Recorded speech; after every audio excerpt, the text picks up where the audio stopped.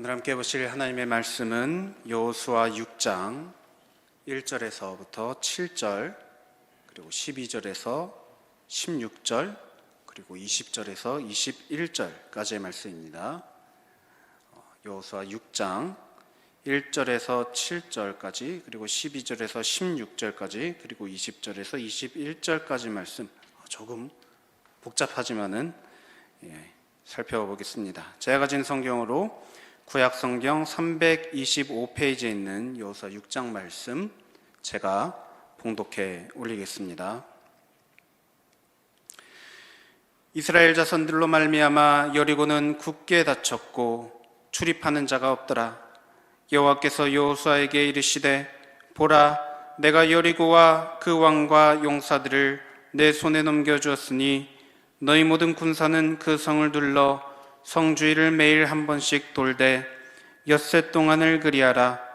제사장 일곱은 일곱 양각 나팔을 잡고 언약궤 앞에서 나아갈 것이요, 일곱째 날에는 그 성을 7번 돌며 그 제사장들은 나팔을 불 것이며, 제사장들이 양각 나팔을 길게 불어 그 나팔 소리가 너희에게 들릴 때에는 백성은 다 큰 소리로 외쳐 부를 것이라.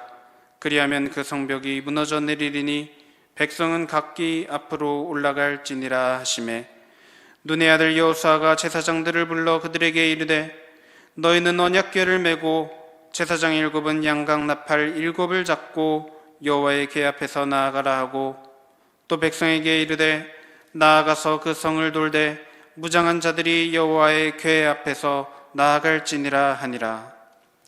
12절에서 16절 말씀입니다. 또 여호수아가 아침에 일찍이 일어나니 제사장들이 여호와의 궤를 메고 제사장 7은 양각 나팔 7을 잡고 여호와의 궤 앞에서 계속 행진하며 나팔을 불고, 무장한 자들은 그 앞에 행진하며 후군은 여호와의 궤 뒤를 따르고 제사장들은 나팔을 불며 행진하니라. 그 둘째 날에도 그 성을 한 번 돌고 진영으로 돌아오니라. 엿새 동안을 이같이 행하니라. 7째 날 새벽에 그들이 일찍이 일어나서 전과 같은 방식으로 그 성을 7번 도니 그 성을 7번 돌기는 그날뿐이었더라. 7번째 제사장들이 나팔을 불 때 여호수아가 백성에게 이르되, 외치라, 여호와께서 너희에게 이 성을 주셨느니라. 20절에서 21절 말씀입니다. 이에 백성은 외치고 제사장들은 나팔을 불매, 백성이 나팔 소리를 들을 때 크게 소리질러 외치니 성벽이 무너져 내린지라. 백성이 각기 앞으로 나아가 그 성에 들어가서 그 성을 점령하고 그 성 안에 있는 모든 것을 온전히 바치되 남녀노소와 소와 양과 나귀를 칼날로 멸하니라. 아멘. 다시 한번 인사해 보시겠습니다. 샬롬. 샬롬. 네, 감사합니다. 이게 너무 어색하시죠? 좀 내향성이 강하신 분들은 이것을 상당히 어렵게 느끼실 수 있을 겁니다. 저희가 이 시간 말로만 샬롬할 게 아니라 먼저 여러분의 얼굴이 샬롬하지 않으면은 별로 상대방이 샬롬을 느끼기가 어렵습니다. 찡그린 표정이나 무표정이 아니라 이렇게 웃는 표정으로 한번 웃어보실까요? 웃는 표정으로 또 손을 이렇게 흔들면서 앞뒤 좌우 옆에 계신 분들과 다시 한번 샬롬 해보시겠습니다. 샬롬. 네. 이게 처음은 어렵지만 점점 이렇게 물꼬를 트면은 우리 순식간에 가까워질 수 있습니다. 하나님께서 이 교제를 귀하게 여겨주실 줄 믿습니다. 오늘 말씀 시작하기에 앞서 우리 다산방주교회 성도 여러분 모두에게 하나님께서 당신의 살아계심으로 역사하시고 또 은혜 베푸시는 그 축복이 넘쳐나기를 주님의 이름으로 축복하며 말씀을 시작하고자 합니다. 이 시간 저와 여러분의 마음이 하나님이 허락해 주시는 은혜로 가득 차서 하나님의 말씀이 정말로 믿어지고 하나님께서 저와 여러분의 삶을 인도하시고 복 주신다는 것이 믿어지고 또 우리의 입술로 고백되어지는 그 은혜가 부어지기를 간절히 소원합니다. 오늘 이 시간 하나님의 백성으로 부름받은 저와 여러분 모두가 도저히 믿을 수 없는 상황 속에서도 하나님께서 구원하시고 인도해 주실 것을 믿음으로 믿으면 하나님께서 우리 삶을 어떻게 바꾸어 가시는지 오늘 말씀을 통해서 한번 생각해 보기를 원합니다. 먼저 말씀드리자면 여러분, 하나님은 오늘 말씀에서 우리들에게 믿음을 요구하십니다. 강한 믿음을 요구하십니다. 부디 바라옵기는 하나님의 말씀, 하나님의 약속의 말씀이 믿어지는 은혜를 우리 모두에게 허락하여 주옵소서 하고 간절히 사모하는 마음을 품으시기 바랍니다. 그러한 간절한 그 사모하는 마음이 하나님께로부터 오는 이 은혜를 조금도 흘리지 않고 전부 다 얻게 해주시는 줄로 믿습니다. 오늘 말씀의 제목은 길을 만드시는 하나님입니다. 길을 만드시는 하나님. 하나님께서 정말로 길을 만드시는 분이라는 것을 여러분 믿으십니까? 이것이 믿어지십니까? 하나님은 우리에게 다른 길도 있지만 또 다른 길로 가고 싶어서 찾는 분이 아닙니다. 하나님은 어떤 분이십니까? 바로 우리에게 아무런 길이 없을 때, 도저히 길이 날 수가 없는 상황일 때 우리들을 위하여 유일한 살 길, 그 한 길을 만드시는 분이신 줄로 믿습니다. 오늘 말씀을 통해 이스라엘 백성들을 위하여 길을 만드셨던 하나님, 그 하나님을 우리도 나의 하나님으로, 우리의 길도 만드시는 하나님으로 고백하고 또 찬양하는 이 시간 되기를 원합니다. 오늘 본문 말씀은 여러분이 모두 다 잘 아시는 말씀입니다. 40년에 걸친 광야 생활을 마치고 마침내 요단강을 건너 가나안 땅으로 들어간 이스라엘 백성들이 가나안 땅에 들어가서 처음으로 마주한 것이 바로 오늘 말씀에 등장한 여리고성이었습니다. 요단강을 건너는 일 또한 보통 일이 아니었습니다. 그런데 요단강을 건너자마자 여리고라고 하는 매우 강력한 성을 이스라엘 백성들은 마주해야 했습니다. 여리고는 성벽이 매우 높고 견고한 성이었습니다. 오늘날 고고학자들이 여리고를 발굴한 결과 이스라엘 백성들이 점령하기 훨씬 전부터도 여리고에는 많은 사람들이 오랜 세월 동안 이 성을 만들고 문명을 이루는 그런 도시국가였다는 것이 발견이 되었습니다. 여리고 유적지의 땅을 깊이 파내려갈 때마다 새로운 시대의 유물들이 등장을 했습니다.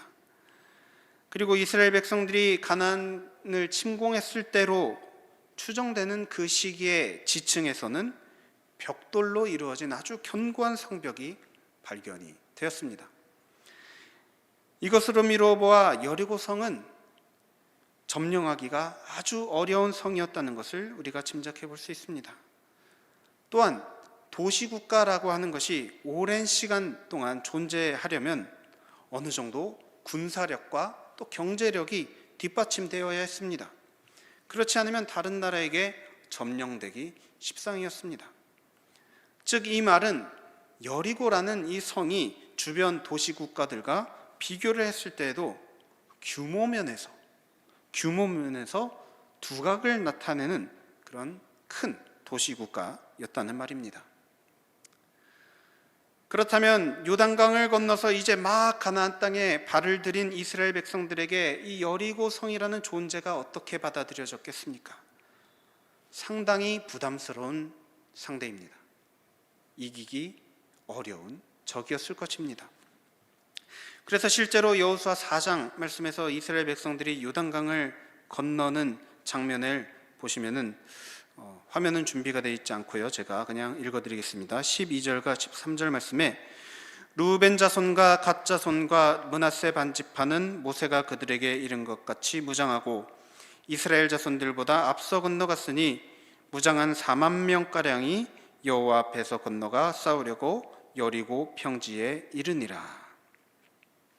이 말씀을 보시면 이스라엘 백성들이 여리고를 그 요단강을 건널 때 이미 이전부터 여리고 군대와 싸울 각오를 하고 요단강을 건넜다는 것을 알 수 있습니다. 그러니까 누가 봐도 이제 이스라엘이 요단강을 건너면 그 건너편에 여리고가 기다리고 있다, 여리고가 싸움을 걸어올 것이다 라고 예측을 할 수 있었다는 것입니다. 그래서 만약에 정말로 그러한 싸움이 일어났다면, 전쟁이 일어났다면 그 결과는 과연 어땠을까요? 아마 이스라엘의 군사들이 여리고의 그 군사들을 이겨내기 쉽지 않았을 것입니다. 여리고는 그 지역 맹주 도시였습니다. 게다가 이스라엘은 방금 막 요단강을 건너느라 긴장하고 또 아주 기진맥진한 상태입니다. 도저히 승산이 없습니다. 제가 지지난주 수요일 새벽 예배부터 우리 다산방주교회 사역을 시작을 했는데요, 그때 머릿속으로는 괜찮다라고 생각을 했는데 제 몸이 많이 긴장을 했던 것 같습니다. 그래서 수요일부터 그 다음 주 월요일까지 매일같이 복통과 설사에 시달려야 했습니다. 저의 그 경험을 생각하니 요단강을 이제 막 건넌 이스라엘 백성들이 얼마나 피곤했을지, 얼마나 몸이 축났을지, 이런 것들을 쉽게 떠올릴 수 있었습니다. 그래서 사실 이스라엘 백성들이 처한 현실만 놓고 보면 요단강을 건너기는 했지만 이제 여리고 성벽 앞에 선 이스라엘 백성들이 불안해하고 떨어야 하는 것이 정상입니다. 과연 이것을 해낼 수 있을까? 여리고를 이길 수 있을까? 불안해해야 하는 것이 정상입니다. 그런데 오늘 본문 말씀을 보시면 오히려 반전이 일어난 것을 볼 수 있습니다. 바로 이스라엘 백성이 아니라 오히려 여리고의 백성들이 성문을 꽁꽁 걸어 잠그고 성을 지키고 있었다는 것입니다. 1절 말씀입니다. 이스라엘 자손들로 말미암아 여리고는 굳게 닫혔고 출입하는 자가 없더라. 만약에 말씀드린 대로 여리고가 곧바로 이스라엘을 향해서 공격을 시작했더라면 이스라엘은 큰 패배를 당했을 것인데, 여러분, 이들이 문을 걸어 잠그고 성 안에만 숨어 있었기 때문에 이스라엘은 목숨을 잘 부지할 수 있었습니다. 어떻게 일이 이렇게 풀릴 수 있었을까요? 그 비결은 앞서 여호수아가 요단강을 건넌 후에 백성들에게 외친 그 고백에서 찾을 수 있습니다. 여호수아 4장 23절부터 5장 1절 말씀에 보면 이렇게 기록이 되어 있습니다. 너희의 하나님 여호와께서 요단물을 너희 앞에서 마르게 하사 너희를 건너가게 하신 것이 너희의 하나님 여호와께서 우리 앞에서 홍해를 말리시고 우리를 건너게 하심과 같았나니, 이는 땅의 모든 백성에게 여호와의 손이 강하신 것을 알게 하며 너희가 너희의 하나님 여호와를 항상 경외하게 하려 하심이라 하라. 요단 서쪽의 아모리 사람의 모든 왕들과 해변의 가나안 사람의 모든 왕들이 여호와께서 요단물을 이스라엘 자손들 앞에서 말리시고 우리를 건너게 하셨음을 듣고 마음이 녹았고 이스라엘 자손들 때문에 정신을 잃었더라. 출애굽을 실제로 경험한 사람들 중에서 요단강을 건넌 사람은 바로 여호수아와 갈렙 두 사람뿐이었습니다. 그 외의 사람들은 모두 다 광야에서 죽음을 맞이하게 되었죠. 모세와 아론도 마찬가지였습니다. 여호수아와 갈렙 이 두 사람은 현재 요단강을 건넌 이스라엘 백성들은 경험을 해보지 못한 홍해를 건너는 경험을 해보았습니다. 홍해를 건넜고 이번에는 요단강도 건넜습니다. 여호수아의 이 고백은 바로 이것입니다. 홍해도 건너보았으니 당연히 요단강도 건널 수 있을 것이라 믿었다는 것입니다. 왜입니까? 바로 홍해를 건너게 하신 하나님께서 요단강을 건너게 하시는 동일한 하나님이라는 것을 여호수아는 믿었던 것입니다. 홍해를 건너본 그 경험을 통해서 요단강 앞에서도 여호수아는 하나님을 신뢰할 수 있었습니다. 홍해를 이미 건너 보았기 때문에 하나님께서 요단강에서도 역사하실 것을 믿었습니다. 도저히 말도 안 되는 것을 믿었다는 것이 아닙니다. 여러분, 하나님은 우리들에게 전혀 말도 안 되는 것을 무턱대고 믿으라고 하시는 분이 아니라는 것을 기억하시기 바랍니다. 하나님은 하나님의 그 구원과 그 능력을 사모하는 사람들에게 반드시 하나님을 믿을 수 있는 경험을 허락하시는 분이심을 믿으시기 바랍니다. 그래서 여호수아는 믿었습니다. 믿었더니 홍해를 건넜습니다. 믿음으로 광야를 지났습니다. 또 믿음으로 요단강을 건너가 가나안 땅에 들어갔습니다. 그리고 이제 여리고성 앞에 섰습니다. 여호수아가 믿지 못했을까요? 여호수아의 믿음에는 그 대상이 무엇이든지, 그 대상이 누구든지, 그 대상이 얼마나 크든지 또 얼마나 강력하든지 간에 아무 상관없었습니다. 여호수아는 이 모든 것보다 훨씬 더 크신 하나님을 믿는 믿음이 그에게 있었다는 것입니다. 여호수아에게 어떻게 이런 큰 믿음이 생길 수 있었습니까? 바로 경험이 있었기 때문입니다. 하나님을 경험한 그 경험. 여호수아가 겪은 경험은 사실 당시 고대 근동 사람들에게 있어서 정말로 엄청난 의미를 갖고 있는 경험이었습니다. 왜냐하면 여러분, 우리가 보통 요단강을 건넜다 하면은 어떤 것이 떠오르시나요? 죽음이 떠오르기 마련입니다. 왜 그렇습니까? 왜냐하면 당시 사람들은 물을 죽음과 연관시켜서 생각을 했기 때문입니다. 배를 타고 물을 건너는 것도 아니고 먼저는 홍해 속으로 들어가서 물을 건넜고 이번에는 요단강 속으로 들어가서 물을 건넜습니다. 물 속에 들어간다는 것은 죽음을 의미하는 것입니다.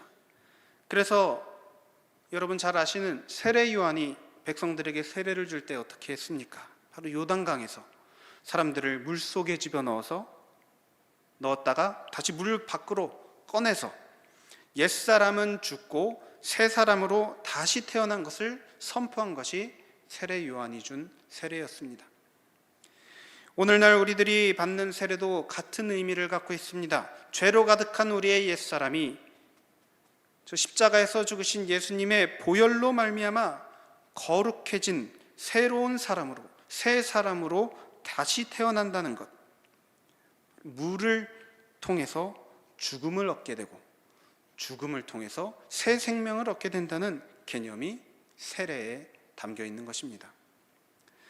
또 여러분 아마 다들 잘 아시는 철로역정이라는 소설에도 보시면은 철로역정의 주인공의 이름은 크리스천입니다. 바로 저와 여러분 모두를 얘기하는 것이죠. 크리스천이 거의 맨 마지막 이 천국문 앞에 다다랐습니다. 하지만 크리스천과 천국문 사이를 가로막고 있는 장애물이 있었습니다. 바로 물이었습니다.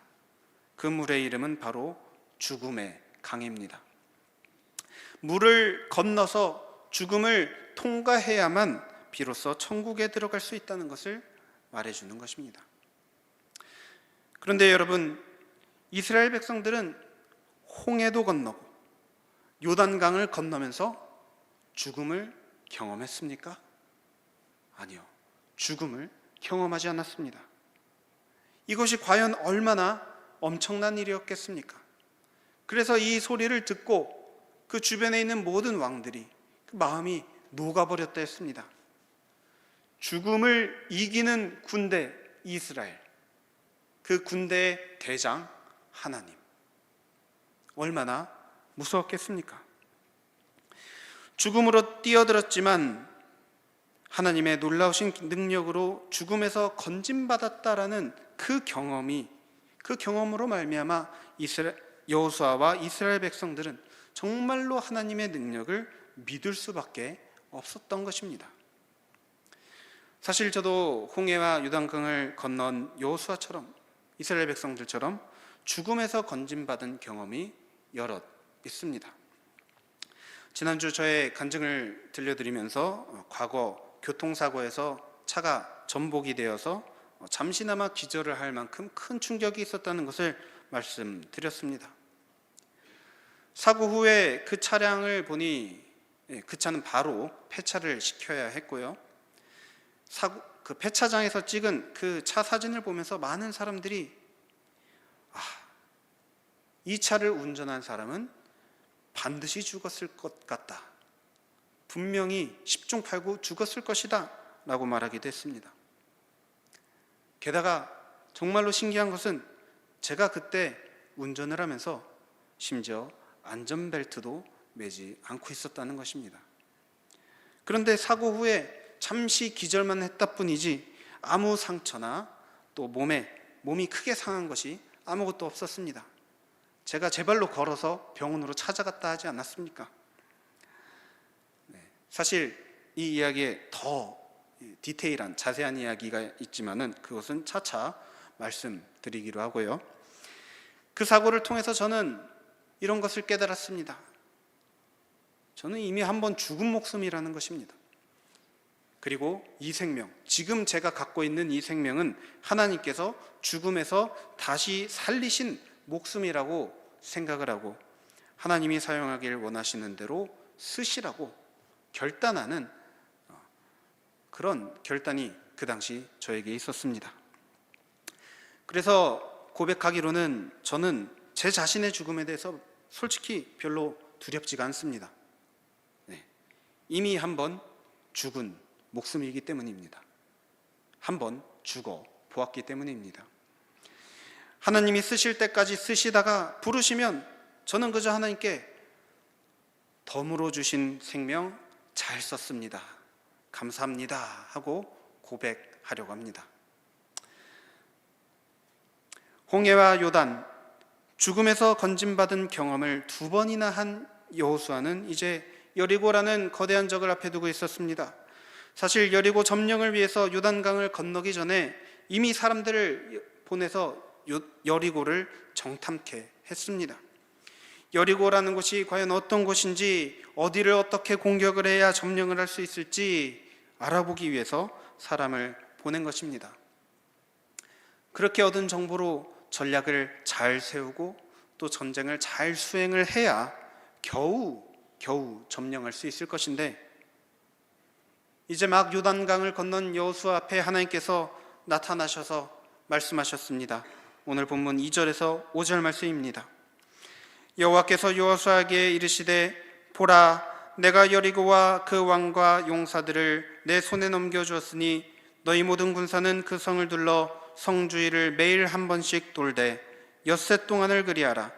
제사장 7은 7 양각 나팔을 잡고 언약궤 앞에서 나아갈 것이요 7째 날에는 그 성을 7번 돌며 그 제사장들은 나팔을 불 것이며 제사장들이 양각 나팔을 길게 불어 그 나팔 소리가 너에게 들릴 때에는 백성은 다 큰 소리로 외쳐 부를 것이라.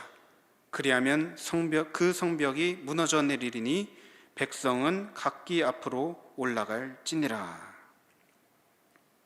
여러분, 필승 전략으로서 절대로 패하지 않을 방법으로서 하나님께서 여호수아에게 주신 그 비법은 어디를 어떤 무기로 공격해라, 어디 숨어 있다가 단번에 기습 공격을 해라, 이런 군사적인 방법이 아니었습니다. 그저 언약궤와 함께 7일간 성 주위를 돌라는 명령이었습니다. 이게 필승 전략이라고 느껴지십니까? 아니죠. 과연 이게 무슨 효과가 있을지, 어떤 결과가 있을지 전혀 모릅니다. 하지만 그리하면 그 성벽이 무너져 내리리니 라고 하시는 하나님의 말씀을 믿고 여호수아는 백성들에게 그 명령대로 성벽 주위를 7일 동안 돌 것을 명했습니다. 만약 우리들이 여호수아의 입장이었으면 어떠했겠습니까? 백성들을 이끌고 겨우 요단강을 건너왔는데 하나님 말씀대로 하다가는 이제는 정말로 요단강 건너게 생겼습니다. 꼼짝없이 죽음을 맞이하게 될 판입니다. 솔직히 저나 여러분 같았으면 어디 다른 데 숨고 싶었을 겁니다. 주님, 지금 앞으로 가라고 하시는데 이 길이 아닌데요. 길이 전혀 안 보이는데요. 길이 없는데요. 어디로 가라고 하시는 겁니까? 이것이 과연 무슨 소용이 있겠습니까, 주님? 저 높고 견고한 성을 조금이라도 무너뜨릴 수 있는 방법이 아닙니다. 이것은 이러다가 저 사람들이 우리를 두려워하기는커녕 비웃겠습니다 하고 하나님께 따져 묻지 않았겠습니까? 사실 여리고는 이스라엘 백성들이 무슨 수를 쓰더라도 정복할 가능성이 거의 없는 견고한 성이었습니다. 그 어떤 전술을 쓴다 할지라도 여리고와 같은 그런 견고한 성을 정복하는 데는 정말 1년 또는 수년이 넘는 시간을 사용해야 합니다. 여러분 모두 잘 아시는 몽골 제국이 전 세계를 정복할 때에도 가만히 방어만 하고 있는 성을 점령하는 데는 상당한 시간이 필요했습니다. 몽골 제국이 중국 송나라를 점령할 때 이 양양이라고 하는 성이 있습니다. 강원도 양양 말고요. 그 삼국지 보시면 나오는 양양이라고 하는 성이 있습니다. 그 성이 난공불락의 성인데 이 몽골 제국이 그 성 하나만 점령하는 데만 무려 6년이라는 시간이 걸렸다고 합니다. 파죽지세로 거의 유럽까지 점령한 그 몽골 제국이 그 성 하나만 점령하는데 6년이라는 시간이 걸렸다니 그만큼 성을 점령하는 일이 얼마나 어려운 일이었는지를 짐작해 볼 수 있습니다. 그런데 그 견고한 그 여리고성을 이스라엘은 얼마 만에 정복했죠, 여러분? 7일. 단 7일 만에 여리고성을 정복했습니다. 만약 누군가가 여호수아가 이렇게 말하는 것을 들었다면 미쳤다라고 생각을 했을 것입니다. 저 여리고성 7일 있으면 점령할 수 있어. 그걸 이스라엘 백성들이 몰랐을까요? 그 높은 성벽을 바라보면 이 성을 점령하기 위해서 자신들이 얼마나 많은 피를 흘려야 하는지, 얼마나 오랜 시간을 전쟁을 치러야 할지 감이 왔을 겁니다. 그러고도 과연 성공을 할 수 있을지 없을지 장담할 수 없는 상황이란 말입니다. 그래서 어쩌면 다시 요단강을 건너가는 게, 다시 도망가는 게 맞지 않나, 그냥 요단강 건너편에서 그냥 우리들끼리 잘 사는 게 맞지 않나 라는 생각을 했을지도 모릅니다. 이 길은 완전히 망하는 길이다 라고 생각을 했을 것입니다. 그러나 여호수아는 외칩니다. 16절, 외치라, 여호와께서 너희에게 이 성을 주셨느니라. 그저 성벽을 7일 동안 도는 것만으로도 성벽이 반드시 무너져 내릴 것이라는 믿음과 확신이 여호수아에게는 있었습니다. 여러분, 여호수아는 어떻게 이런 믿음을 가질 수 있었을까요? 이런 믿음을 갖고 싶지 않으십니까? 먼저 첫 번째, 아까 말씀드린 대로 여호수아에겐 경험이 있었습니다. 살아계신 하나님을 경험했습니다. 살아계신 하나님이 하실 수 있는 일이 과연 어떤 일인지 경험했습니다. 그리고 그 경험을 토대로 두 번째, 여호수아는 본 것을 믿으려고 하기보다는 하나님의 음성을 믿었습니다. 비록 눈앞에 보이는 것은 불가능이지만 하나님의 음성이 나에게 가능하다 말씀하시면은 얼마든지 이루어질 수 있다는 것을 여호수아는 전혀 의심하지 않고 신뢰했던 것입니다.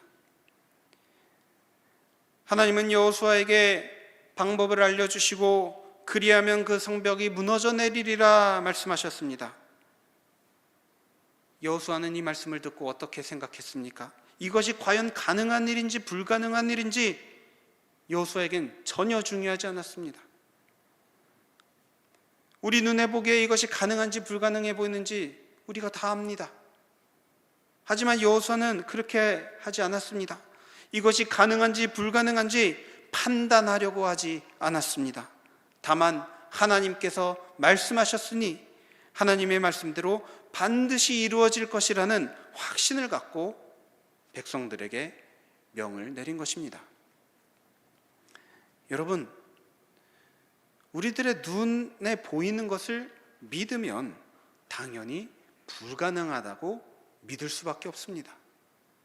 우리는 자꾸만 우리 눈에 보이는 것만 믿으려고 합니다. 그런데 우리 눈에 보이는 것들은 온통 불가능밖에 없습니다. 왜냐하면 우리는 우리 삶 속에서 계속해서 여리고를 만나기 때문입니다. 이스라엘을 생각해 보십시오. 겨우 출애굽을 했더니 홍해를 만났습니다. 겨우 홍해를 건넜더니 광야를 만났습니다. 40년에 걸쳐서 겨우 광야를 통과했더니 이번엔 요단강을 만났습니다. 요단강을 건넜더니 이번에는 여리고를 만났습니다. 나중에 여리고를 점령하고 나서도 수많은 전투가 기다리고 있었습니다. 가나안을 정복하고도 때로는 미디안, 암몬과 같은 그런 족속들에게 괴롭힘을 당하기도 하고 때로는 블레셋에게 괴롭힘을 당하기도 했습니다. 다윗의 때에 이르러서는 이스라엘 군대는 이 골리앗이라고 하는 이 거인을 만나야 했습니다. 끊임없이 만나는 홍해와 요단강, 여리고와 골리앗을 바라보고 있으면 우리들의 눈은 우리에게 이렇게 말합니다. 이것은 절대로 불가능해. 이것은 하나님도 할 수 없는 일이야. 이 길은 네가 지나갈 수 없는 길이야. 그리고 그 말을 듣고 우리는 그저 우리의 눈이 말하는 것을 곧이곧대로 믿어버리게 되는 것입니다. 그런데 여러분, 우리의 눈이 보는 것, 우리의 눈이 말하는 것을 믿으려 하기보다는 우리는 하나님의 음성의 귀를 기울일 뿐만 아니라 그 음성을 있는 그대로 믿어야 하는 줄로 믿습니다. 그 음성이 가능하다라고 말씀하시면 의심의 여지 없이 정말로 가능해진다는 것을 믿으시기 바랍니다. 아직 안 보이지만, 우리 눈에는 안 보이지만 하나님 눈에는 보이는 줄로 믿습니다. 우리가 생각하기에는 길이 막혀 있다고 생각하지만 하나님은 저기 길이 있다. 내가 지금 만들고 있다. 너를 위해서 길을 만들고 있다라고 하시는 하나님의 그 음성을 믿을 수 있기를 바랍니다. 하나님은 우리가 여리고를 만나든 또는 골리앗을 만나든 여호와께서 너에게 이 성을 주셨느니라. 나는 살아계신 여호와의 이름으로 너에게 나아가노라 라고 외쳤던 여호수아와 같이 또 다윗과 같이 하나님이 우리에게 주시는 그 음성을 조금의 의심도 없이 믿으시기 바랍니다. 하나님께서 우리 삶에 하나님의 살아계심을 느낄 수 있는 경험을 주시는 이유는 바로 그런 믿음을 가지라고 주신다는 것을 여러분 기억하시기 바랍니다. 그리고 그 믿음을 통해서 이제는 과거의 경험만이 아닙니다. 과거에만 경험한 것이 아닙니다. 바로 오늘, 현재, 또 앞으로, 미래에도 또 다른 경험, 기존보다도 더욱더 놀라운 경험을 할 수 있도록 우리를 끊임없이 믿음의 자리로 부르신다는 것을 기억하시기 바랍니다. 하나님께서 우리에게 경험을 주시는 또 다른 이유는 바로 이 경험을 다른 사람들에게 전하라는 것입니다. 아직 하나님의 살아계심을 경험해 보지 못한 이들, 그래서 아직 하나님 안에 믿음이 없는, 믿음이 부족한 이들에게 과연 어떻게 해서 하나님께서 나의 삶에 역사해 주셨는지를 고백하며 전해주라는 것입니다. 그래서 그들도 그러한 하나님을 소망하고 그 경험을 얻게 되기를 소망하고 하나님을 향한 믿음을 가질 수 있도록 우리의 삶을, 우리의 경험을 사용하라는 것입니다. 그래서 우리는 언제나 이렇게 찬양해야 합니다. 이것이 나의 간증이요 이것이 나의 찬송일세 나 사는 동안 끊임없이 주님을 찬송하리로다. 여러분, 우리들의 이런 고백을 통해서 하나님은 놀라운 일을 이루시는 줄 믿습니다.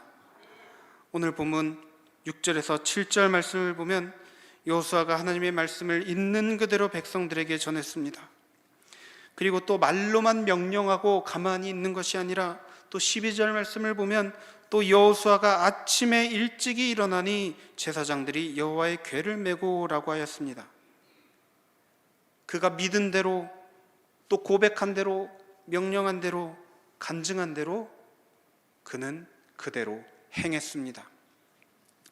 또 16절에 보면 7번째 제사장들이 나팔을 불 때 여호수아가 백성에게 이르되 외치라 여호와께서 너희에게 이 성을 주셨느니라 라고 믿음의 선포를 했습니다. 그러자 백성들이 그 음성을 듣고 백성들도 믿음을 품게 된 것입니다. 그리고 그 믿음을 갖고 외칠 때 성벽이 무너져 내린 것을 우리는 오늘 말씀을 통해서 봅니다. 우리도 믿음으로 외칠 때 우리의 성벽들이 무너져 내릴 것을 믿습니다. 여러분, 오늘 말씀에서 여호수아와 백성들이 과연 무엇을 믿었습니까? 눈으로 보이는 여리고가 아니라, 눈으로 보이는 세상의 강함이 아니라 불가능을 믿으려고 하기보다는 지금껏 놀라운 경험을 우리에게 허락하신 하나님, 홍해와 광야와 요단강을 건너게 하신 하나님의 그 음성을 믿었습니다. 그리고 눈에 보이는 두려움보다도 우리의 믿는 그 믿음 그대로 행했더니 또다시 하나님께서 놀라운 일을 행하신 것을 오늘 말씀을 통해서 깨닫습니다. 사랑하는 성도 여러분, 혹시 지금 여러분 앞에 여리고가 서 있지는 않습니까? 여리고를 바라볼 때 여러분 불가능이 보이지는 않습니까? 혹시 불가능은 무슨 일이 있어도 불가능하다고 믿고 계시지는 않습니까? 성경은 말씀합니다. 불가능은 사람으로서는 알 수 없으되 하나님으로서는 가능하다라고 말하고 계시는 말씀을 여러분 믿으시기 바랍니다. 하나님을 믿으십시오. 불가능을 믿지 말고 하나님을 믿으십시오. 불가능은 사람의 영역이 아니라 바로 하나님의 영역입니다. 사람이 할 수 있는 일 하나님도 하실 수 있지만 불가능의 일은, 사람이 할 수 없는 일은 하나님께서 전문적으로 다루실 수 있다는 것을 믿으시기 바랍니다. 또한 하나님의 선하심을 믿으십시오. 길이 없으면 새로운 길을 내시는 분이 우리가 믿는 하나님입니다. 바라기는 지금껏 인도하신 하나님께서 지금도 인도하고 계시고 앞으로도 영원토록 인도하실 것을 믿으시기 바랍니다. 이러한 찬양이 있지 않습니까? 이 믿음 더욱 굳세라. 부디 바라옵기는 다산의 모든 성도님들이 하나님의 이 음성, 하나님의 말씀에 대한 믿음 위에 날마다 그 믿음 위에 굳게 서서 하나님의 위대하심을 더욱 넘치게 경험하는 복된 삶 살아가시기를 우리 주 예수 그리스도의 이름으로 간절히 축원드립니다.